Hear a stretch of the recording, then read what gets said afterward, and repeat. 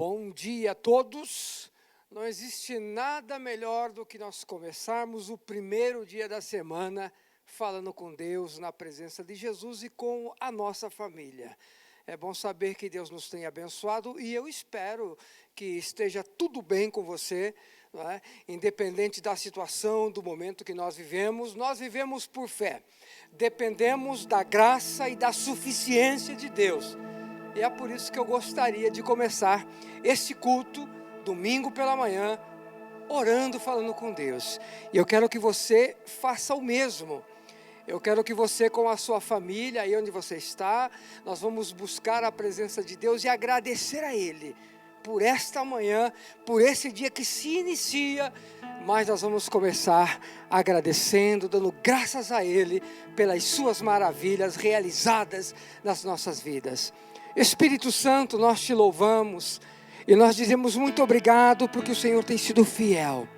O Senhor nos tem mantido bem, nos tem acompanhado, assessorado em tudo que nós precisamos e nós temos a ajuda, o auxílio do Espírito Santo, ó Pai.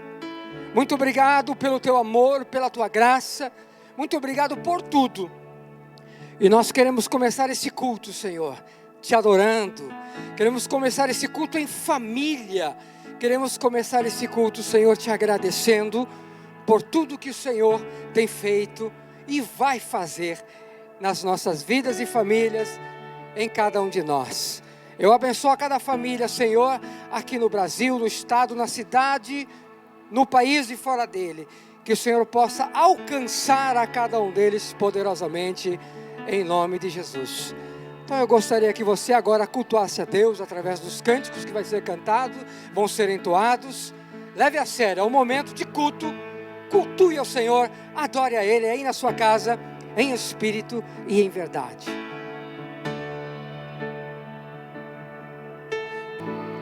Cante com toda a sua voz, em espírito.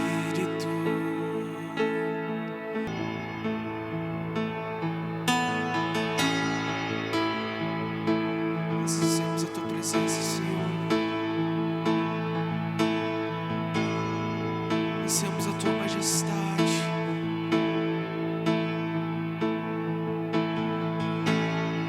Nós louvamos o teu nome porque sabemos que não há outro nome. Não há outro nome.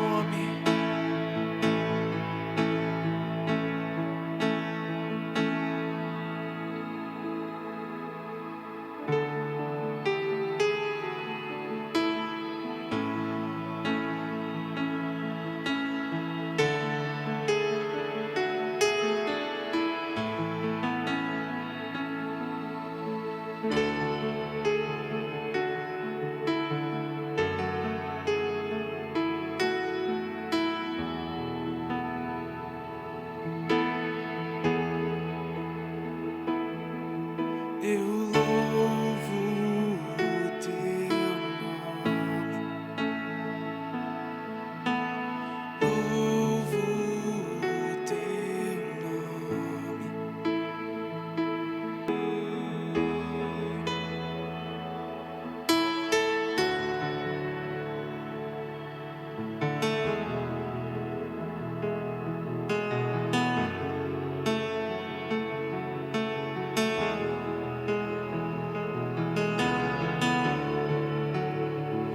Onde você está? Que você possa liberar uma canção.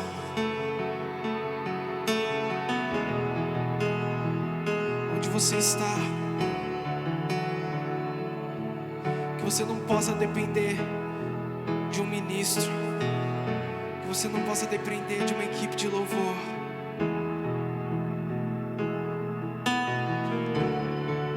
Adore o Senhor. Exalte o seu nome.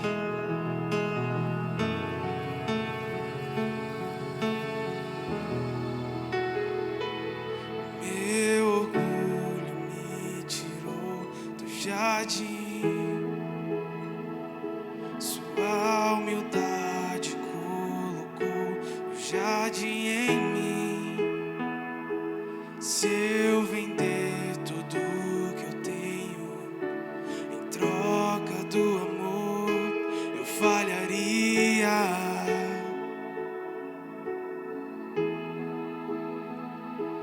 Pois o amor não se compra, nem se merece. O amor se ganha, de graça o recebe. Eu quero conhecer Jesus. Eu quero conhecer Jesus. Eu quero conhecer Jesus. Eu quero conhecer Jesus. De novo. Eu quero conhecer Jesus. Eu quero conhecer Jesus. Eu quero conhecer Jesus. Eu quero conhecer Jesus.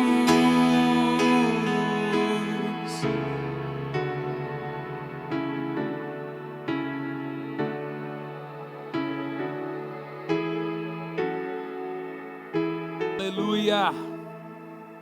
Louvado seja o teu nome, Pai, nós te adoramos, nós bendizemos o teu santo nome, te glorificamos e te exaltamos na beleza da tua santidade.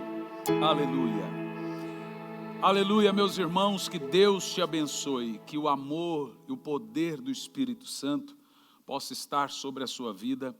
Lembrando que a igreja está aberta hoje o dia todo e eu quero que você venha à igreja para orar. Até às 18 horas você pode vir com a sua família orar. Especificamente, quando você vier com a sua família, não deixe os seus filhos em casa. Por quê? Mesmo com liberação de igreja com 30%, criança não pode vir. Minha filha já vem reclamando há tempo. Então o que a gente está fazendo? Minha esposa, minha sogra, vem e passa um tempo aqui de oração, traz ela para a criança entender que ela tem que ir na igreja uma vez por semana, para não perder o hábito. Eu estou muito preocupado, porque crianças vão ficar anos, talvez, sem ir na igreja, enquanto não tiver uma vacina. O que você vai fazer? Ah, mas pela internet. Elas não conseguem, nós assistimos, acompanhamos, mas criança não consegue acompanhar o culto pela internet.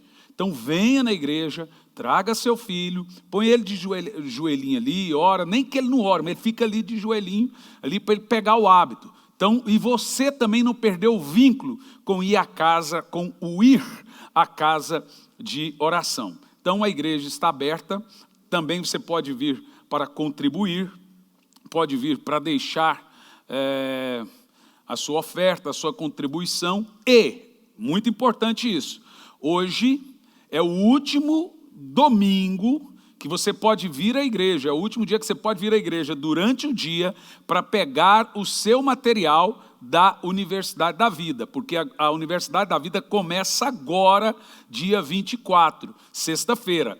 Sexta-feira agora, então você tem que vir à igreja hoje, é o último dia do prazo para você vir pegar o seu material da Universidade da Vida, tá bom, meu irmão? Então aproveita, não perca essa oportunidade, porque vai ser uma revelação. Quem pode participar da Universidade da Vida?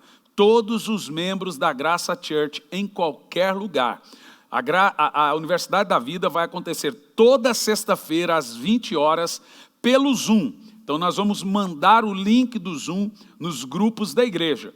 Quem vai participar? Quem tem a apostila da Universidade da Vida. A apostila é R$20. O membro da igreja que quiser participar, ele tem que vir durante o dia na igreja, no caso hoje, passa no cartão, compra em vez, manda uma mensagenzinha para o pastor Lorival, você, e fala, pastor, preciso do livro aí da Universidade da Vida. Você que não vem no domingo, combina com o pastor Lorival, você pode adquirir até quinta-feira. Até quinta-feira, né, pastor Lorival? Então manda uma mensagem para ele e vai ser assim uma coisa espetacular. Esse é um momento muito importante, porque nós vamos ofertar e dizimar. No rodapé do seu vídeo, tem aí a conta bancária da igreja e também no PayPal. Eu pensei que é PicPay, mas a gente não tem o PicPay, é PayPal. O PayPal é para os irmãos que estão de fora do Brasil e querem contribuir, querem ofertar, você pode ofertar aí pelo o PayPal, né? E aí você pode também fazer a sua transferência. Olha, a igreja do Senhor Jesus, ela necessita muito da sua contribuição. E o que tem mantido essa obra, nesse momento tão difícil, que as pessoas não podem vir à igreja, porque dízimo e oferta, dízimo é o seguinte: quem é fiel, ele dá um jeito e vem aqui na igreja, mas a oferta é diferente, porque a oferta é algo ligado ao culto presencial. Quem não vem no culto, ele não vai dar 3 ofertas quando ele vier. Ele dá oferta quando ele vem no culto. Mas se Deus te abençoa, quando você for transferir o seu dízimo, transfira também uma oferta. Ou se você vier à igreja hoje, durante o dia, deixe também uma oferta.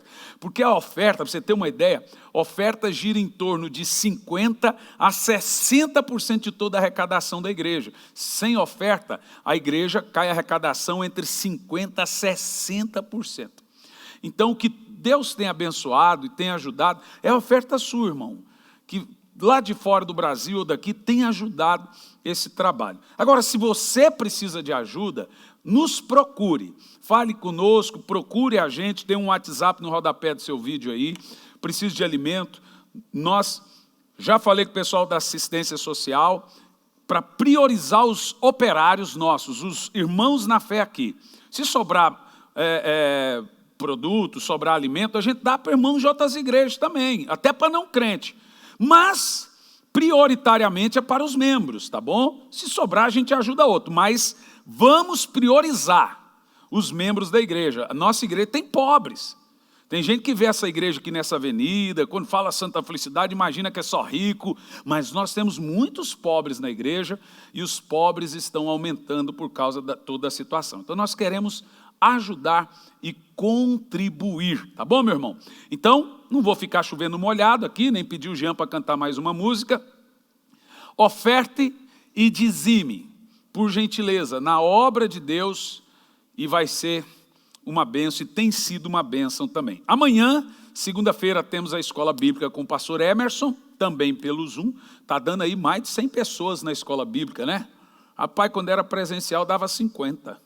Agora está dando 100, 150 pessoas na escola bíblica. Que é esse, hein, pastor Emerson? Está todo cheio de vaidade. E também no sábado, às 20 horas, temos o Graça Point. Todos os jovens devem participar do Graça Point pelo Zoom. Você está brincando com a sua alma, meu irmão. Eu quero todos os jovens. E o pessoal aí vai atrás de um por um dos jovens. Não manda só a mensagem no grupo, não. Vá atrás e fale com eles para participar aí do Graça Point, tá bom? Ok, meus irmãos, vamos pregar? Já há tempo eu estava com essa palavra para trazer aos irmãos, e hoje eu gostaria de trazer essa palavra. Já tem dias que eu estou trazendo palavras pastorais. O que são palavras pastorais? Palavras de cunho prático, palavras que apacentam. E hoje eu quero trazer uma palavra pastoral que está no livro de Daniel. Daniel, no capítulo 3. Nós vamos falar sobre integridade. Integridade é uma obra de Deus, é um fruto, é um nível de caráter que nós podemos ter. E em Daniel, no capítulo 3, versículo 1, diz assim: mais tarde, o rei Nabucodonosor mandou construir uma imagem de ouro de 60 côvados de altura e 6 côvados de largura, isto é, 27 metros de altura e 2 metros e 70 centímetros de largura. Ele ergueu na planície de Dura, a província da Babilônia. Então o rei Nabucodonosor mandou reunir os sátrapas, vice-reis, os prefeitos, os governadores, os conselheiros, os tesoureiros, juízes e os magistrados, e todos os oficiais das províncias, para que viessem participar da dedicação da estátua que ele havia determinado que fosse levantada. Verso 3, e assim ajuntaram sátrapas, prefeitos, governadores, conselheiros, tesoureiros, juízes, magistrados e todas as autoridades das províncias. Todos eles vieram e cooperaram na consagração da imagem que o rei Nabucodonosor mandara erguer em reverência e reverentemente ficar em pé diante dela. Em seguida, o arauto do rei proclamou em alta voz: ordena-se, pois, a todos, ó povos, nações e gente de todas as línguas, assim que ouvirdes o som da trombeta, da flauta, da harpa, da citara, do saltério, da flauta dupla e de todos os instrumentos musicais, todos tocando juntos, vos ajoelhareis com o rosto rente à terra, e assim, prostrados, devereis adorar a imagem de ouro que o rei Nabucodonosor vos edificou. No entanto, qualquer pessoa que não se prostrar com o rosto em terra e não adorar a estátua, será imediatamente atirado numa fornalha em chamas. Sendo assim, logo que ouviram o som da corneta, do pífaro, da citara, da harpa, do saltério e de todos os demais instrumentos musicais, todo indivíduo, povo, nação e mesmo pessoas estrangeiras de outras línguas e culturas prostraram-se em terra e adoraram a imagem de ouro que o rei Nabucodonosor fizera. Nesse momento, alguns conselheiros e astrólogos se aproximaram do rei Nabucodonosor e denunciaram os judeus, alegando: ó rei, vive eternamente. Tu decretastes que todo homem que ouvistes o aviso emitido pelo som da corneta, da flauta, da harpa, da citara, saltera e da flauta dupla e de vários outros instrumentos executados por muitos instrumentos, todos tocando juntos, deveriam imediatamente prostrar-se em terra e adorar a grande estátua de ouro. E qualquer pessoa que não se prostrasse e adorasse seria lançado numa fornalha de fogo. Contudo, alguns homens judeus que tu nomeastes para zelar pelos teus negócios da província da Babilônia, Sadraque, Mesaque e Abednego, que não fizeram caso de ti nem de tuas ordens, ó rei, não cultuam os teus deuses, tampouco adoram a imagem de ouro que tu erguestes. Assim que ouviu essa declaração, Nabucodonosor encolarizou-se, ficou com raiva. Terrivelmente mandou chamar Sadraque, Mesaque e Abednego. E rapidamente esses homens foram trazidos à presença do rei. Nabucodonosor lhe questionou: ó Sadraque, Mesaque e Abednego, é mesmo verdade que não cultuais a meus deuses, nem adorais a estátua de ouro que edifiquei? Pois de agora em diante, ficai atentos quando ouvires ao som da corneta, a harpa, de todos os outros instrumentos entoados musicais. Melhor será imediatamente que vos prostes e adores a estátua que fiz. Dai, pois, ouvidos a essa advertência, pois será bem melhor. Se não prestares o vosso culto à imagem de ouro, sereis atirados sumariamente numa fornalha em chamas. E vos indago: que Deus poderá livrá-los das minhas mãos? Então Sadraque, Mesaque e Abednego responderam: ó Nabucodonosor, não precisamos defender-nos diante de ti. Se fomos condenados por isso e lançados na fornalha de fogo ardente, o nosso Deus, a quem cultuamos, pode livrar-nos, e ele nos livrará das tuas mãos, ó majestade.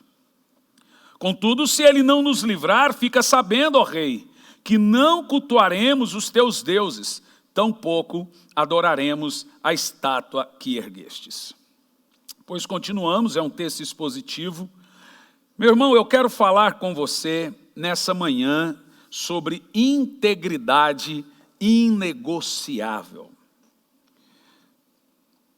Nós precisamos compreender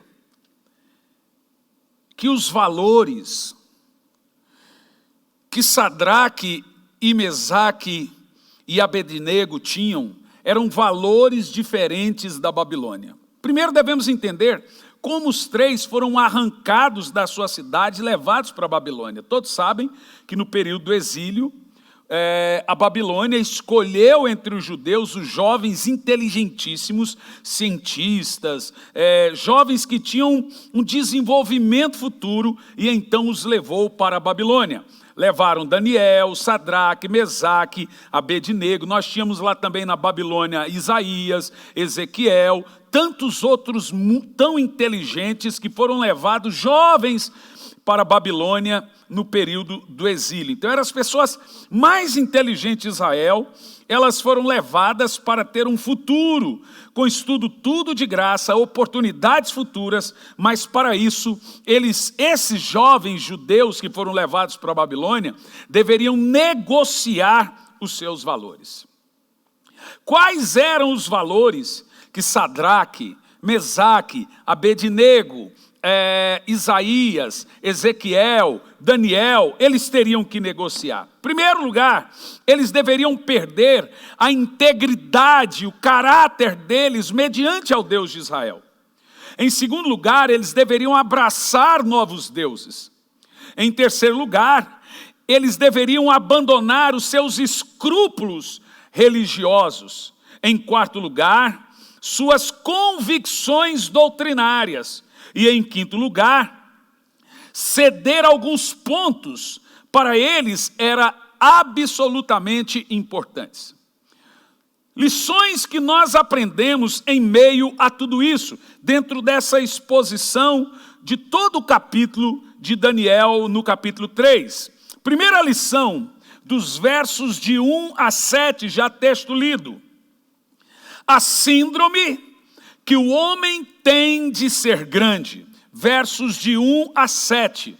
Irmãos, em dias atuais, em vez de se humilhar diante da revelação do capítulo 2, que nós entendemos, Nabucodonosor se exalta ao fazer uma estátua de 30 metros de altura e 3 de largura, obrigando a todos a adorarem o seu nome. Observa que os pontos que esses jovens deveriam negociar são pontos inegociáveis para qualquer cristão. Primeiro, a sua integridade diante de Deus, ela é muito importante. Não basta você pousar de íntegro, Deus tem que ver você sendo íntegro. Em segundo lugar, abandonar novos deuses. O que é um Deus? É todo aquele que ocupa no seu coração o lugar de Deus. Em terceiro lugar, abandonar os seus escrúpulos religiosos. O que é um escrúpulo religioso? É quando certas atitudes não convêm com a sua fé. Nunca, em toda a época, vivemos uma geração que falta tanto escrúpulo como essa. Uma geração que vai de cara deslavada na internet e expõe a sua vida imunda. Que já não tem mais vergonha de dar mau testemunho na internet, ou seja, falta escrúpulo religioso. Uma geração que perdeu a vergonha de dar mau testemunho. Nós vemos isso através de crentes, através de pastores, através de cantores. Ei, cantor então. Crentes que perderam completamente o escrúpulo, perderam completamente o senso do testemunho. Em quarto lugar, esses jovens deveriam também abandonar suas convicções doutrinárias. Sabe, nós vivemos dias em que o pragmatismo está em alta. Tem pragmatismo na política, pragmatismo em qualquer lugar. Mas deixe-me te explicar o pragmatismo na igreja. O que é uma igreja pragmática? É uma igreja que faz o que dá certo, não o que é certo. Um pastor pragmático, ele sempre vai fazer algo para atrair multidões, independente se aquilo é bíblico ou não. Isso é abandonar convicções doutrinárias. Irmão, a única doutrina que existe hoje na igreja moderna é a doutrina do amor. Então o que importa agora é amar. Amar o próximo, amar, ser livre, amar e graça. Mas acabou-se, extirpou da igreja doutrinas irrefutáveis, doutrinas bíblicas. Nós aprendemos aqui dos versos de 1 a 7, a grande ganância do homem ser grande. O rei Nabucodonosor, ele encheu o seu coração e agora ele está ganancioso. Mas ele se depara diante de uma integridade que não se dobra.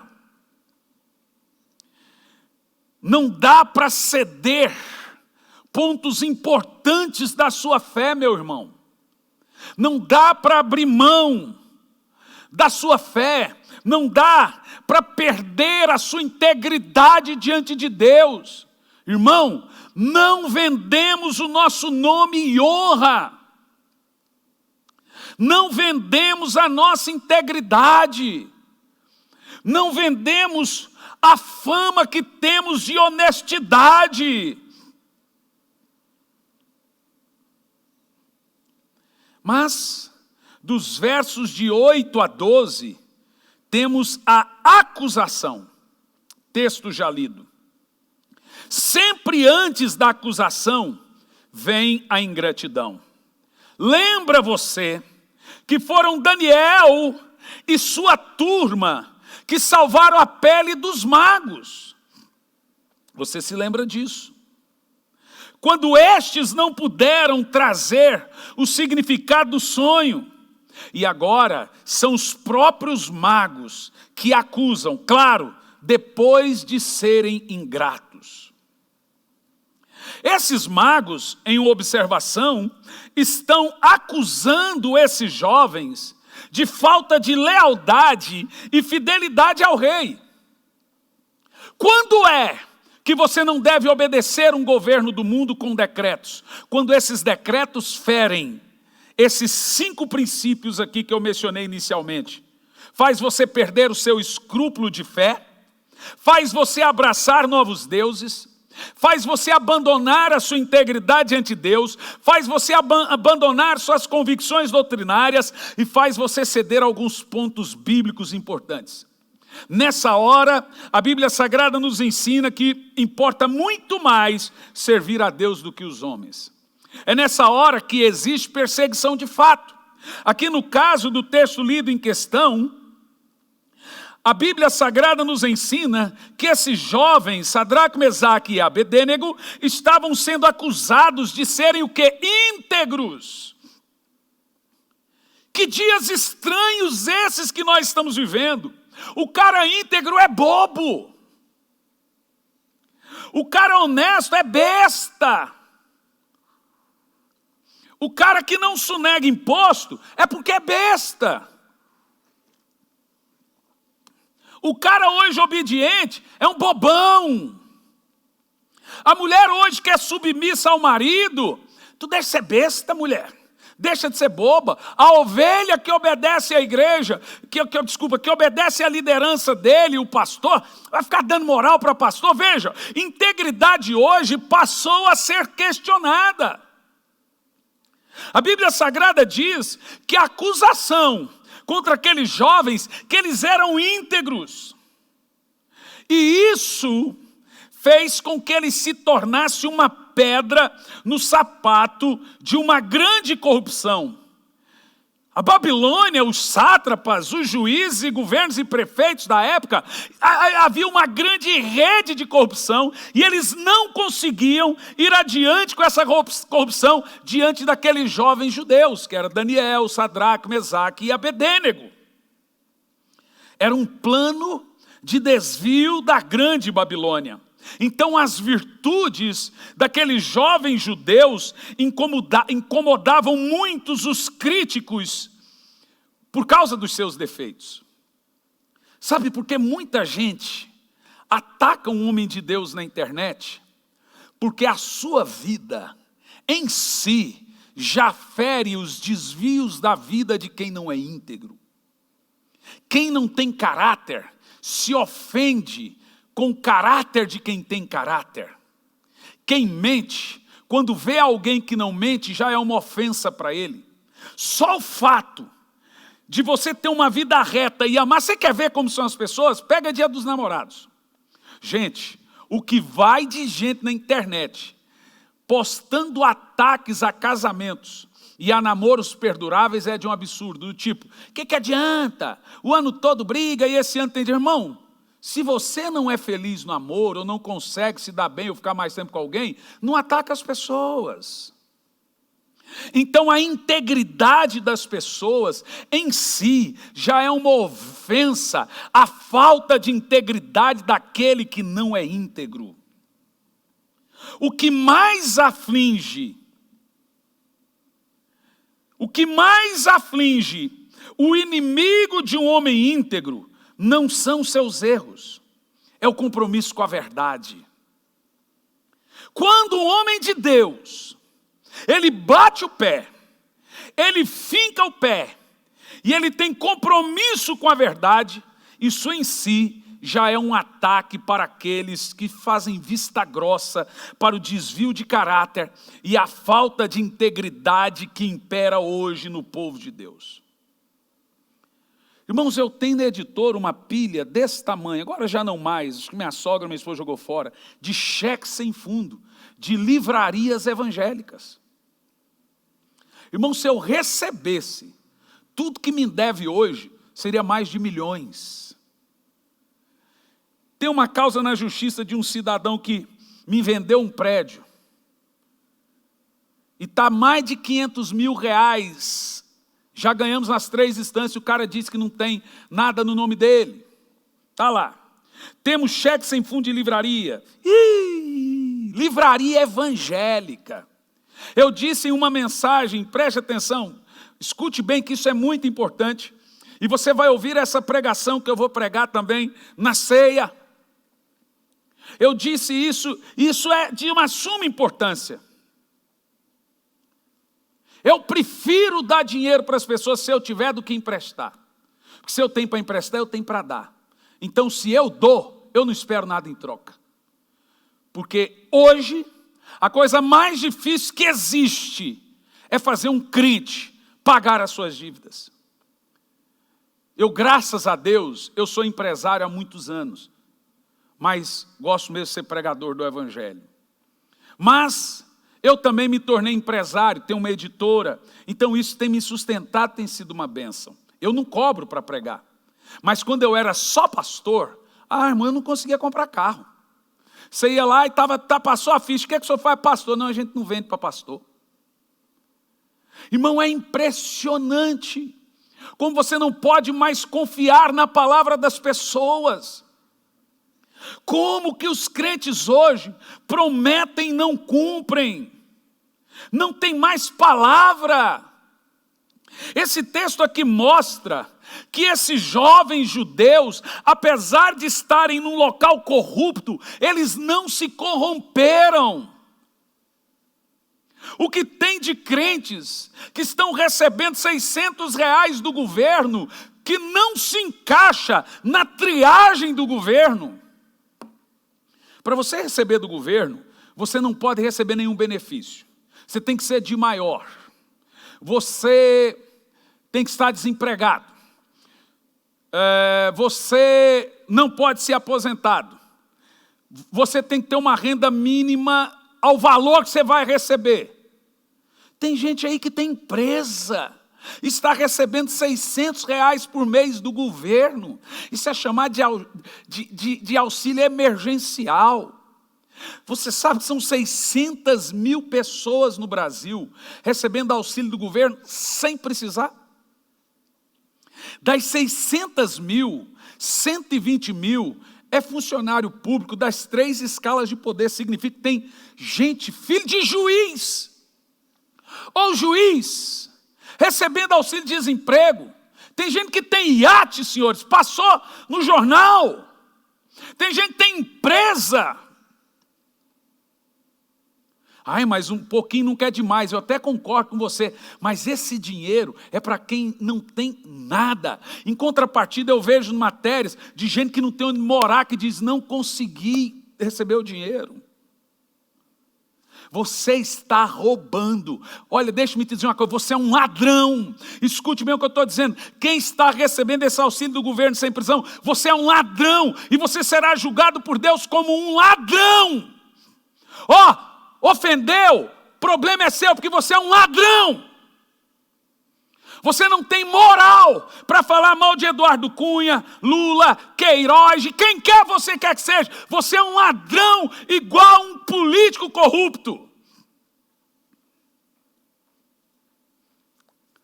Falta caráter e integridade no meio do povo de Deus.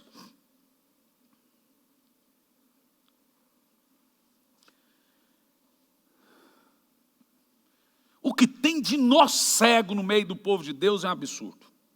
Ixi! Tem gente que ele virou mestre em trocar de igreja a cada 2, 3 anos, porque ele vai para a igreja, faz negócio com algum irmão lá, dá errado e sai ambos da igreja. O que tem de gente que vem para a igreja, faz amizade e começa a pedir emprestado para outros, e não paga. Seu mau caráter. Mau caráter. Gente que não para emprego. Gente que fica no emprego de 6 em 6 meses, porque já é de praxe dele pedir as contas. Agora, tem uma coisa que a Dilma deixou de bom. Agora demora para receber. Agora tem que ficar mais de 1 ano no trabalho para receber o seguro-desemprego. Isso aí foi uma tacada de mestre daquela anta. Mas deixa eu te falar uma coisa, me perdoe pelo que eu acabei de falar, irmão. De verdade, me perdoe, não deveria ter falado isso. Mas bola que segue, tá? Então escute bem. Ela não é anta, ela é Dilma. Então me perdoe mesmo pelo que eu acabei de falar. Agora escute bem o que eu estou te falando. Falta de integridade é falta de amor de Deus no coração do povo. A Bíblia diz que a integridade, ela é inegociável. É uma virtude. Você prometeu uma coisa, você tem que cumprir. Você pegou emprestado, você tem que pagar. A menos que seja perdoado aquela dívida. Aprenda isso, meu irmão. Aprenda a não abrir mão de seus princípios e valores cristãos. Mas eu estou entre os amigos, você tem uma integridade diante de Deus. Gente, eu não vou beber para me embebedar. A Bíblia diz que se eu beber e o meu sentido começar a sair de mim, eu já estou em pecado. Então vocês me perdoem, não dá para eu ir além disso aqui. Nossa, você não fala nada, você não fala palavrão. Não, eu estou rindo das piadas de vocês aqui. Mas não sei o quê. Irmão, o cristão, ele vai até certo ponto. Passou dali, já começa a ferir a fé dele. Passou dali, já começa a ferir princípios bíblicos. E quando você fere princípios bíblicos, você está negociando a sua integridade. Eu tenho vergonha de pastores que roubam a sua própria igreja. Nenhum membro, nenhuma igreja é obrigada a manter o luxo de pastor algum. Você quer ter luxo? Você quer ter luxo? Tenta administrar o salário que você ganha e viva disso. Com o seu salário, se der para você viajar, viaja. Se der para você comprar um carrão, compra. Se der para você comprar uma casa, compra. Se não dá, vive igual a maioria dos membros da sua igreja. Se eu fosse só pastor de igreja e fosse viver de um salário básico que um pastor de igreja ganha, meu irmão, vou te falar uma coisa, 90% dos pastores vivem uma vida simples. Tem uns aí que são vice-reis, ou pequenos reis na terra, que são sustentados com luxos e pompas. Mas eu vou te dizer uma coisa, é um desvio de caráter, uma falta de integridade sem fundamento. Quando nós olhamos para os jovens bíblicos, Sadraque, Mesaque e Abedênego, eles estavam diante do rei. Em primeiro lugar, pastor Lorival, eles não quiseram fazer média com o rei. Porque tem gente que diante de um prefeito ele é um, diante de um governador ele é um. Se o governador... Uma vez eu estava pregando numa igreja em Brasília. Eu era o pregador do culto. Olha essa história que eu estou contando. Era um grande evento, era lotada. No meio da pregação, chegou a Dilma Rousseff, que era presidente da República. Sabe o que eles fizeram? Mandou eu parar a pregação. O senhor precisa parar de pregar. Eu falei, mas eu estou na metade. Não, o senhor precisa parar de pregar, porque agora chegou a presidente da República. Irmãos, eles pararam a pregação, me colocaram de escanteio para dar a palavra para a presidente da República. O que a presidente da República ia fazer? Primeiro, não chegar na metade do culto. Segundo, se chegasse na metade do culto, chegar sem fazer alarde, não atrapalhar um culto que é para Deus. Terceiro, sentar e ouvir a palavra, porque ali ela não é autoridade. A autoridade ali é o Espírito Santo. Ela será apresentada como autoridade. Terceiro, dar o púlpito, o altar para isso e tirar a pregação da palavra. Tem igreja aí que não bate palma na hora do louvor, mas bate palma para político.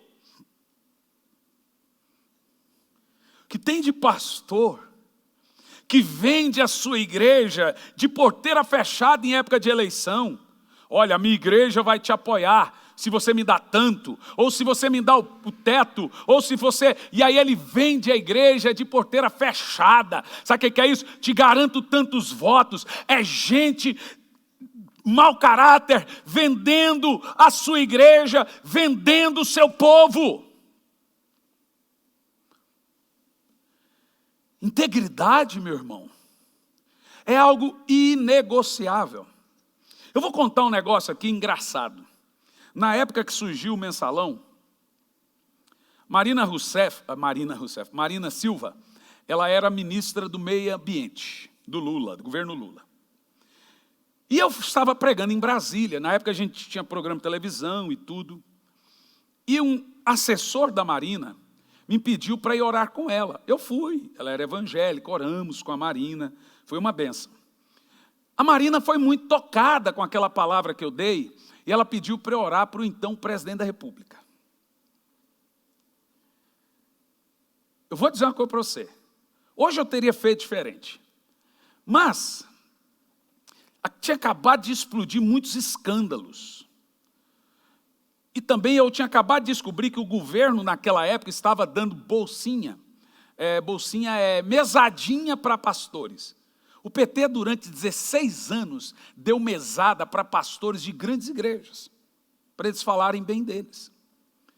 E aí chegou ao meu ouvido que o PT dava mesadinha para pastores. Ficou combinado que no outro dia de manhã eu iria tomar café com o presidente da República e orar com ele. Isso pela ministra. Então tá, então fica combinado. Aí eu estava com a minha esposa no hotel, minha esposa falou assim, então você tem que ir, você tem que sair 7 horas, porque o presidente toma café às 8 horas da manhã, você vai tomar café e orar com ele. Irmão, hoje eu faria diferente, hoje eu iria orar. Hoje eu iria orar, porque eu ia orar por ele, Senhor, converte esse homem, Senhor, transforma esse homem. Mas na época, eu estava um pouquinho mais radical. Eu olhei para minha esposa, vou te falar uma coisa, eu não vou não. Esse homem está dando mesada para pastores. Esse homem está fazendo isso. Esse homem, ele estava dando mensalão para políticos e também tinha mensalão para pastores. Ah, se fizesse uma CPI desse mensalão. E eu conhecia alguns que recebiam. Era coisa de 30, 40, 50 mil reais por mês. Falei, não vou. O motorista do palácio chegou no hotel, 7h30 da manhã.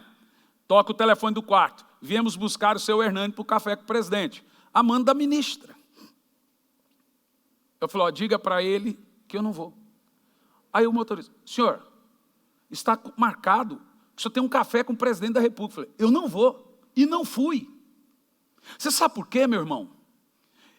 Eu não queria ser lembrado, pelo menos naquela época, como mais um desses pastores que vai feito prostituta em gabinete de governador. É isso mesmo. Vai seco para tirar uma foto, para fazer um vídeo com um político. Irmão, é o político que precisa da sua oração. É eles que têm que vir correndo. A Bíblia diz que eles que iam atrás de Daniel, eles que iam atrás de fulano, de ciclano, de beltrano. Não eram esses homens de Deus que corriam atrás dos políticos.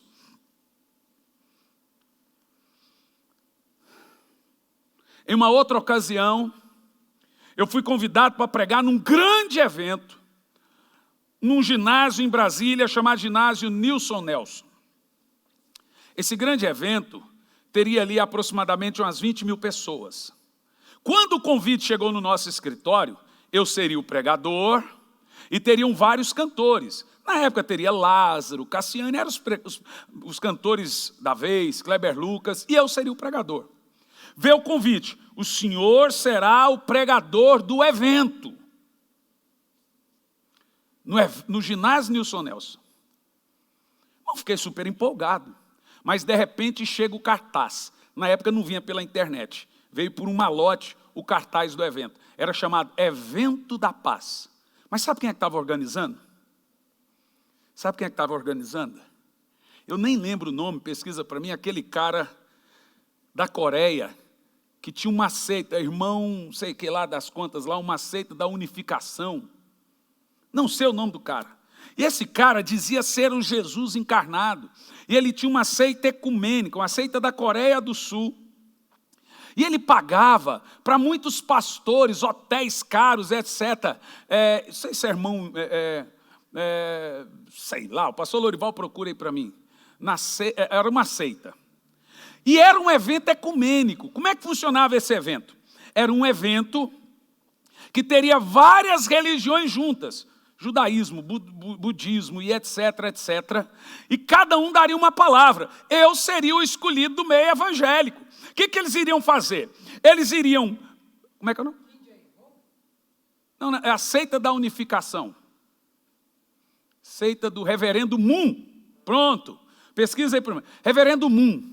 Esse cara, ele queria unir todas as religiões em uma. Então ele dava muito dinheiro para os pastores. Então eles iriam pegar as águas... Cada religião ia consagrar um copo com água. E depois misturar esses copos com água, chamando de unificação. Agora vejam, senhores. Nessa mesma reunião, teria cantores evangélicos, e depois cantores da Umbanda, cantores não sei o quê, e seria uma mistura. A reunião até aconteceu. Lotou o ginásio. Muitos crentes ficaram... Reverendo Moon, né? Muitos crentes ficaram escandalizados. Sabe por quê?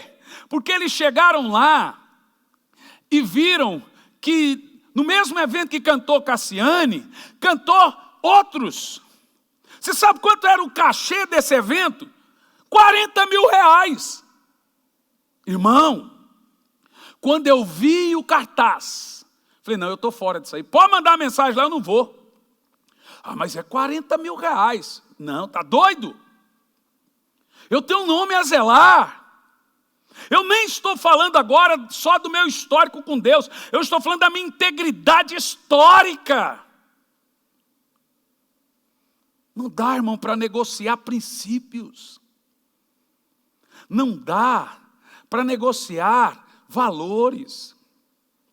Quantas vezes em época de eleição eu fui pregar, meu irmão, eu ia pregar em evento, e aí a prefeita estava bancando, aí vinha a notinha ali, só precisa assinar uma nota de 60 mil reais de cachê, mas eu tinha recebido 5 mil.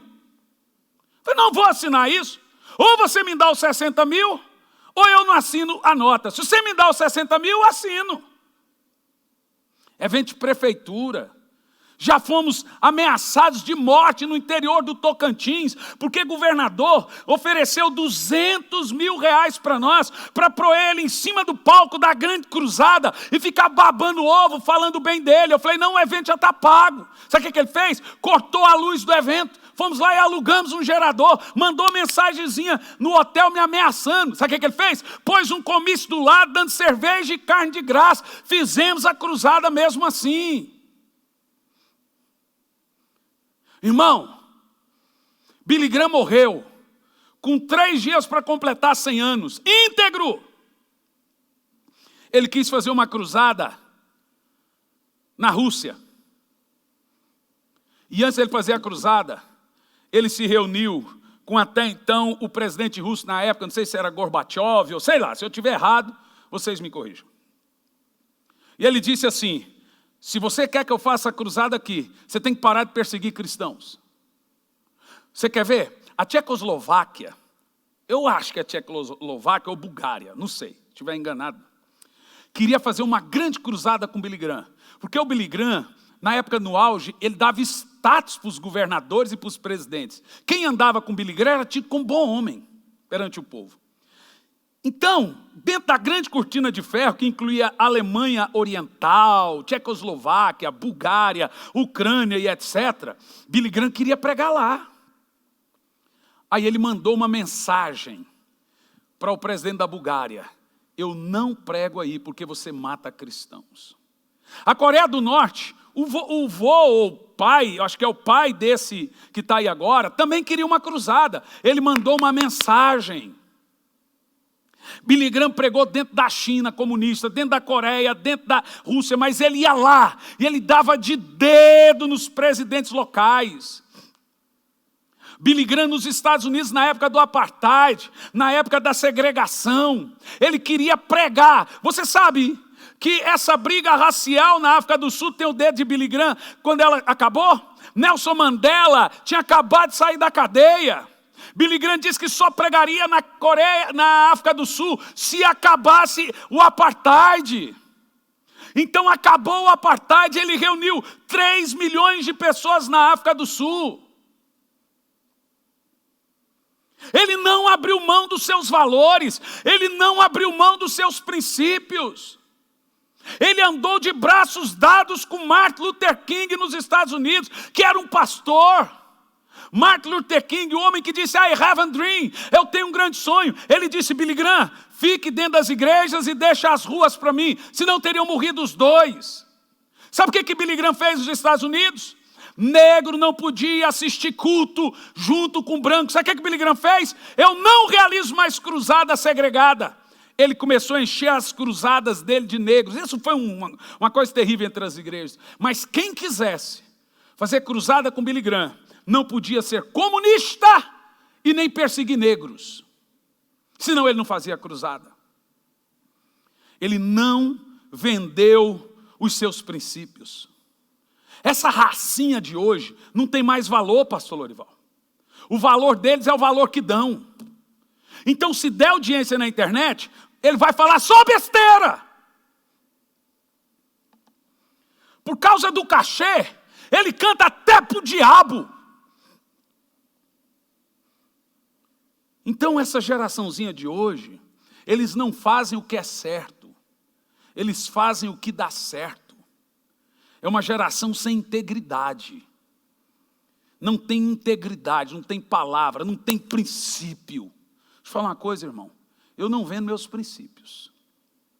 Nenhum político vem aqui na igreja dizendo, se comprometa que sua igreja vai votar em mim. Mas eu tenho direito de falar em quem eu vou votar. Eu tenho direito, irmãos, esse aqui é amigo. Mas a minha igreja vota em quem ela quiser. Eles não são boi, não são vaca. São povo livre e pensante. Eu tenho direito de falar, meu voto fulano, mas o povo meu é livre. Irmão, seja íntegro. Não venda seus valores por caminhos curtos. Por uma coisa mais curta. Porque lá na frente, quando você estiver velho, você vai estar sentado numa cadeira de balanço e você vai dizer, você vai começar a buscar na sua memória onde eu errei. Uma delas não foi vendendo a sua integridade. Não foi vendendo o seu caráter.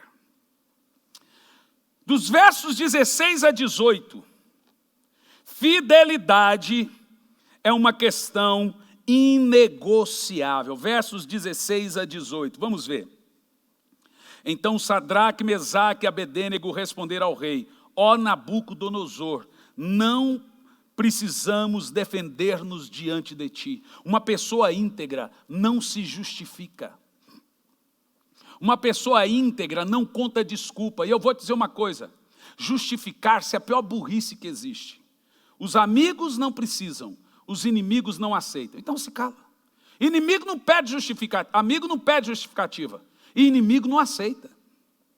No verso 16 ao 18, olha o que ele diz no 17. Se formos condenados por isso, e lançados na fornalha de fogo ardente, o nosso Deus, a quem cultuamos, poderá livrar-nos, e Ele nos livrará das tuas mãos, ó majestade. Ó, eles não faltaram com respeito com o rei, mas mostraram o quê? Caráter, personalidade, integridade.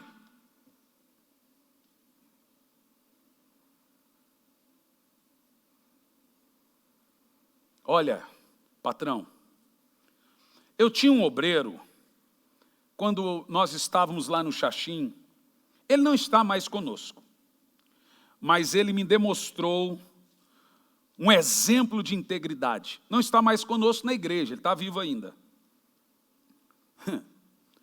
Ele trabalhava na Petrobras. Acho que era isso, né, Juliano? Na Petrobras. E na época, eu acho que é assim, gente, se eu estiver errado, mas eu acho que era assim. Eles iam mandar ele embora, fazer um acerto com ele, como fez. No entanto, iriam recontratar ele de novo, por um valor mínimo, mas ele iria assinar um valor maior. Eu acho que era isso, né, Juliano? Mais ou menos isso, né? Do lado do Ivan. Ele veio e me procurou. E disse, pastor, o que o senhor acha? Falei, Ivan, falou, pastor, se eu não aceitar isso, eu vou ser mandado embora de uma multinacional. O salário dele, gente, era entre 7 a 10 mil reais. Gente, veio na minha cabeça, eu falei, meu Deus, olha o tamanho do salário desse homem. E aí, Ivan, o que está no seu coração? Irmão, não é só ele que vai perder 7 mil reais de salário. A igreja também iria perder, porque ele era um dizimista fiel.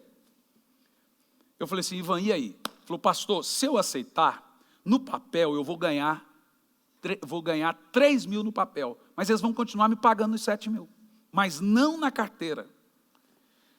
Eu falei, Ivan, isso é muito estranho e também não é bíblico. Porque quando uma empresa faz isso, é porque a outra parte ela está fazendo o quê? Sonegando. Falei, Ivan, eu como seu pastor tenho que mostrar para você que eu não preciso te lembrar os princípios bíblicos. Falei, pastor, não precisa falar nada. Meu coração fechou na hora. Ele chegou para os patrões e falou assim, olha, pode me mandar embora, mas não precisam me recontratar. Falei, Ivan, você é louco? É 7 mil de salário ou mais? Ele falou, não, mas desse jeito eu não posso viver, desse jeito. Gente, e foi uma prova grande, porque eu acho que ele ficou anos desempregado. Anos desempregado. Você quer ver o que é falta de integridade? É quando Deus dá a você um grande emprego e você some dos caminhos dele. Também você não está sendo íntegro com Deus, porque ingratidão é falta de integridade. Essa história desse irmão me marcou muito. É um homem de Deus, esse rapaz. E eu sempre gosto de citar essa história. Irmão, não é fácil para nós. Mas a gente precisa jogar limpo com as pessoas em todas as circunstâncias. E isso se chama integridade. No verso 18, eles disseram assim, contudo, se ele não nos livrar, olha o que está dizendo, fique sabendo que nós não cultuaremos seu Deus, quer dizer, continuaremos a adorar. Aí me lembra a música do Delino Marçal, se Deus fizer, ele é Deus, se não fizer, ele continua sendo Deus. Porque tem gente que só serve a Deus enquanto Deus dá a chupetinha dele, enquanto Deus faz alguma coisa para ele. A fidelidade a Deus, irmãos, é mais importante, escuta o que eu vou falar que é grave, a fidelidade a Deus é mais importante que a preservação da própria vida. Preservar a vida negando a Deus é perdendo Deus. Às vezes não importa viver, importa ser íntegro. Vou dizer de novo. Às vezes não importa viver, importa o nome bom, importa ser íntegro. Aqueles que para salvar a sua vida transgridem seus valores, não estão aptos para o reino de Deus.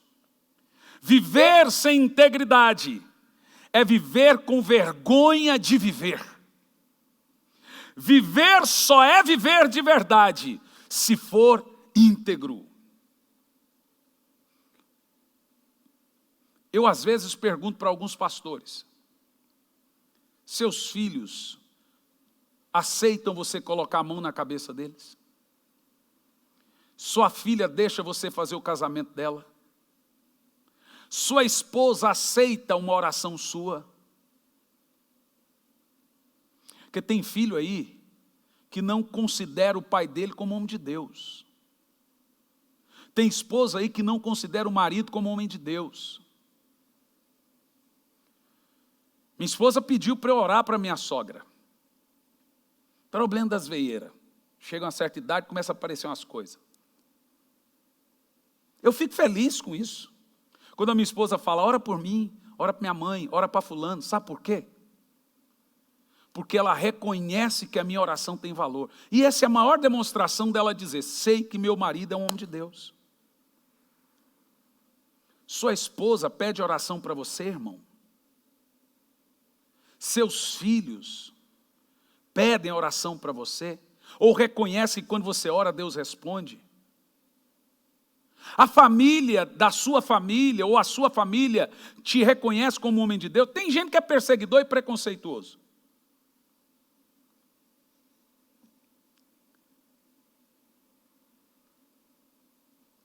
Escuta o que eu vou dizer. Anota isso na sua Bíblia. Anota isso na sua timeline. Mas dê nome aos bois. Nós devemos estar prontos para morrer e não para pecar. Hoje os crentes estão prontos para pecar e não para morrer. Hoje os crentes estão prontos para pecar e não para serem íntegros. Se eles tiverem que escolher entre ganhar dinheiro e ser íntegro, eles vão priorizar ganhar dinheiro. Ah, pastor, mas eu vou ser mandado embora, eu tenho que sustentar a minha família. Deus sustenta. Porque se você deixar de ser íntegro, você vai para o inferno. Só entende de fidelidade, ou só entende que a fidelidade é um valor inegociável quem é fiel. Você é fiel à sua esposa quando ninguém está olhando? Você é íntegro nas escondidas? Quem não é fiel não entende de fidelidade. Notem uma coisa importante sobre fidelidade aqui. Em primeiro lugar, a fidelidade é incondicional, não é uma barganha a Deus. Os jovens sabem que Deus pode livrá-los, mas sabem que Deus também é soberano. E o livramento de Deus não é condicionado à fidelidade deles. Eles devem ser fiéis, incondicionalmente Deus livrá-los ou não. A cura de Deus não está condicionada à fé, gente. Você pode ter fé e Deus curar, e você pode ter fé e Ele não curar, porque Ele faz o que Ele quer. Deus é soberano. Eles disseram, Deus nos livrar, amém. Se não livrar, vamos continuar adorando Ele, não vamos servir seus deuses. Ou seja, esses jovens não servem a Deus por causa das bênçãos, eles servem a Deus por causa do caráter de Deus, porque só existe um único e verdadeiro Deus. Em segundo lugar, sobre fidelidade, ceder às pressões da maioria pode destruí-lo mais que aflições ou lutas. Uma pessoa que conhece o princípio bíblico, ela será destruída emocionalmente se ela vender seus princípios. Ela não vai conseguir mais tirar isso da memória. Sabe por quê, pastor Lorival? Porque quem conhece a Bíblia, na hora que ele vai fazer coisa errada, o Espírito Santo vem e fala. Então aquilo vai ficar martelando na sua cabeça. Eu não deveria ter feito. Então você quer destruir sua alma? Descumpra a Bíblia. A Bíblia é um manual, você não terá desculpa para dizer que não sabia. Em terceiro lugar, vamos ver a firmeza desses rapazes aqui nos textos que lemos. Eles não foram chamados para advogar a Deus. para defender a Deus. Eles foram chamados para testemunhar a Deus. Você não foi chamado para ficar brigando sobre Deus na internet. Você não foi chamado para brigar com ateu, para brigar com católico, para brigar. Não, você foi chamado para dar testemunho de Deus com a sua vida. Veja, eles disseram aqui, não nos importa, rei, o que você está falando, nem vamos nos defender. Nós vamos testemunhar sobre Deus. Eles não estavam lá para bater boca com o rei. Eles estavam lá para dar testemunho de Deus. Em quarto lugar, fica uma pergunta aqui muito importante. Olha o que o rei Nabucodonosor disse a eles. Que Deus pode livrar vocês da minha mão? Sabe que aqueles jovens poderiam dar uma aula de teologia para o rei. Como nós estamos vendo aí neocalvinistas, que amam, o camarada aprendeu uma coisinha na Bíblia, fez 2 dias de teologia, já sobe na moeda e quer debater e desaforar todo mundo na internet. Aqueles jovens não quis mostrar conhecimento teológico, mostrar para o rei, o meu Deus é poderoso, porque eles não estavam ali para defender Deus. Mas eles deixaram o próprio rei ver por si mesmo o testemunho de Deus na vida deles. Irmão, não confunda a fé com arrogância. Arrogância religiosa, que chamamos de determinismo. Não pega o coronavírus, sai por aí sem máscara, desrespeito isso é arrogância, isso não é fé. Esses rapazes têm uma fé pura, verdadeira, mas uma fé humilde. Eles disseram, rei, Deus pode nos livrar, se Ele quiser. Mas se Ele não nos livrar, não curvaremos a sua estátua. Ou seja, o fato de morrermos na fogueira não faz do nosso Deus um mentiroso. Ele faz o que Ele quer. E Ele não tem que provar nada para ninguém. Sabe por quê? A mensagem desses jovens, nossa religião não pode ser um negócio, uma barganha do tipo, Deus me livra e eu sirvo Ele. Deus me livre e prova que Ele é o poderoso. Não! Deus não entra nesse joguinho humanista. Vou fazer isso para calar a boca do ateu. Ah, se Deus existe, cai um raio do céu. Para que Deus precisa fazer isso? Vou matar fulano porque fez isso ou aquilo outro. Isso é besteira. Como Deus livra o seu povo? Deus não impede que a estátua provocadora provoque toda essa situação. Deus não impede que a estátua seja fabricada. Deus não impede que você seja tentado. Ou não impede que alguém lhe persiga. Deus não impediu que Nabucodonosor acendesse a fornalha. Já tem gente aí que está vendo a fornalha contra ele acesa diante dos seus olhos. E ainda aquecida. Ah, minha cabeça agora vai rolar. Irmão, vai para a cruz, que o livramento está vindo. Deus não impediu a divulgação do decreto, senhores.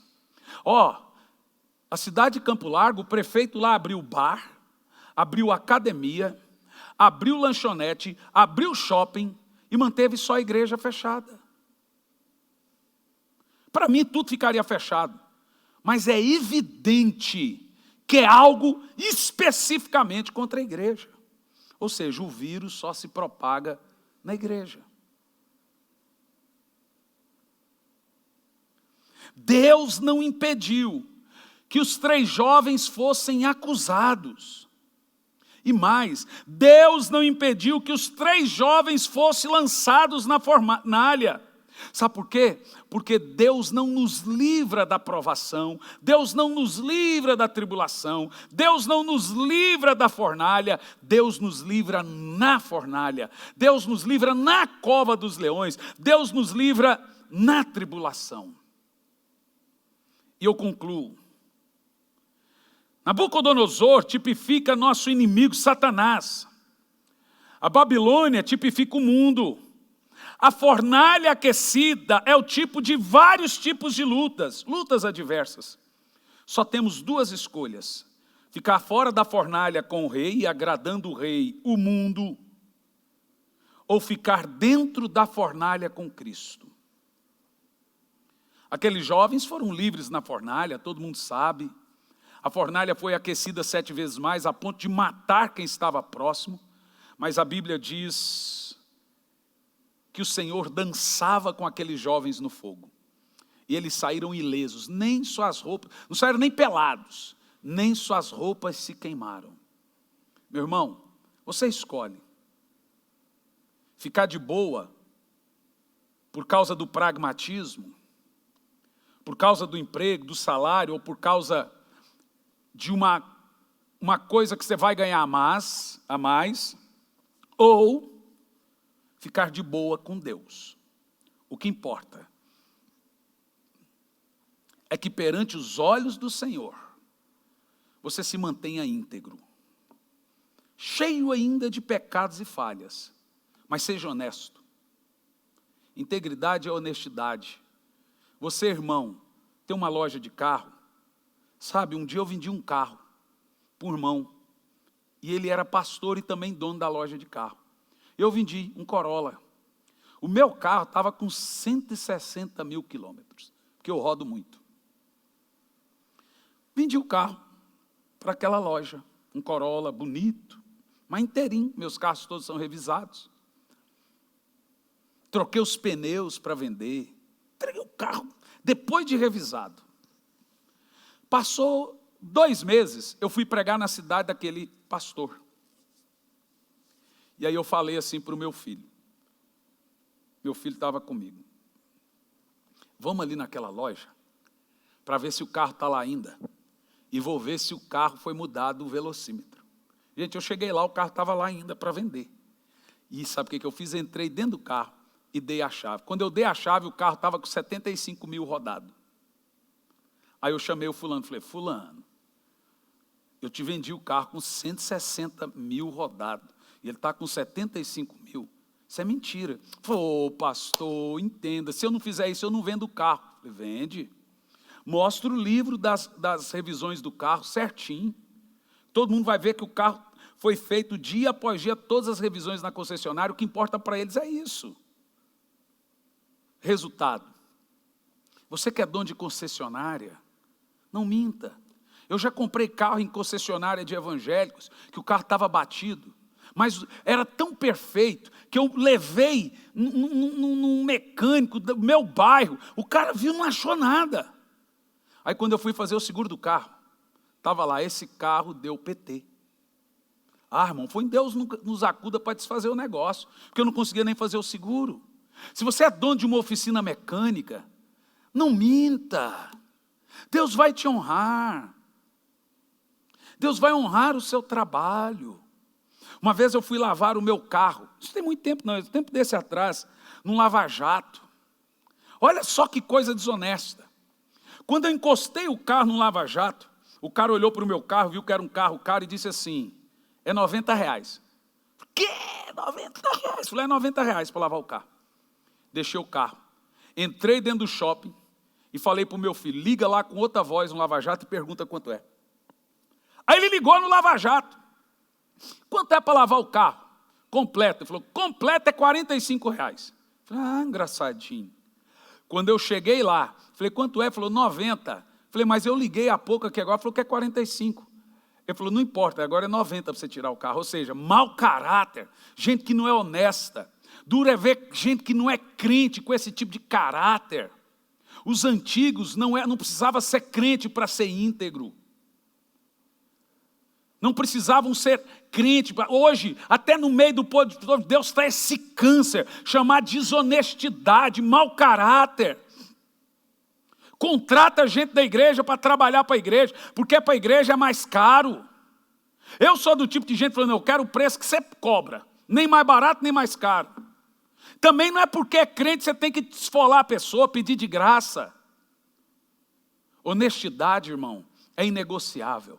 Deus te livra. Quando você é íntegro, Deus vela por você na hora da provação. Seja íntegro, seja honesto.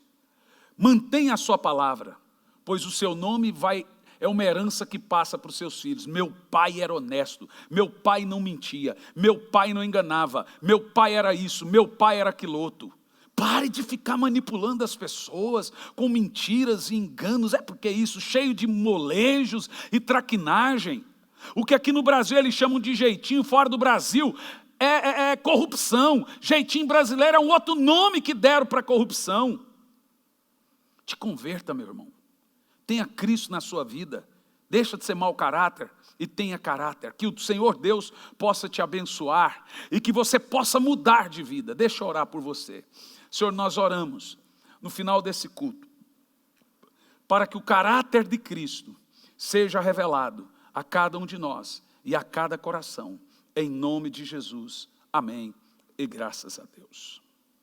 Amém. Irmãos, dentro da nossa série que Deus deu aqui, nem foi programada, sobre vida cristã, de mensagens pastoral, Deus tem falado conosco. Que Deus te abençoe. Até o próximo culto. Que o amor de Deus, a graça do Senhor Jesus e a consolação do Espírito Santo seja com cada um hoje e sempre. Amém. Fiquem com Deus.